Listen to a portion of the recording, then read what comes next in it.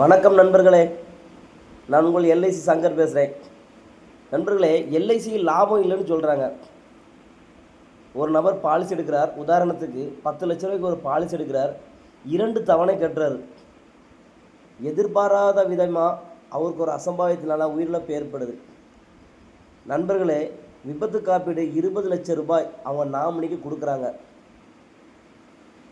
எந்த நிறுவன நண்பர்களே 2 தவணை கட்டியிருந்தா, ஒரே ஒரு தவணை கட்டியிருந்தா விபத்து காப்பீடு கொடுப்பாங்க?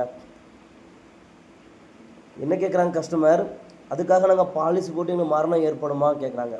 நண்பர்களே, ஒவ்வொரு நொடிப்பொழுதும் அடுத்த நொடிப்பொழுது என்னால் இது நடக்கும்னு யாராலும் உத்தரவாதமாக சொல்ல முடியுமா?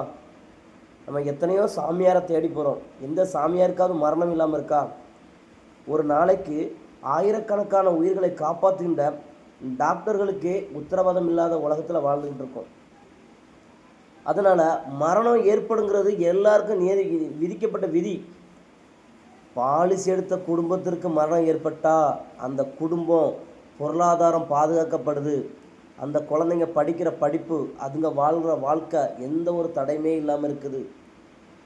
நண்பர்களே, நீங்கள் உடனே மரணங்கிற விஷயத்தை தாண்டி ஒரு நபர் பாலிசி எடுக்கிறார், 21 வருஷம் ப்ரீமியம் கட்டுறாரு. நண்பர்களே, 25வது வருடம் கடைசி நாள். நண்பர்களே, இன்று தான் ப்ரீமியம் கட்டி முடிக்கிற கடைசி நாள். இன்று மெச்சூரிட்டி நாள்.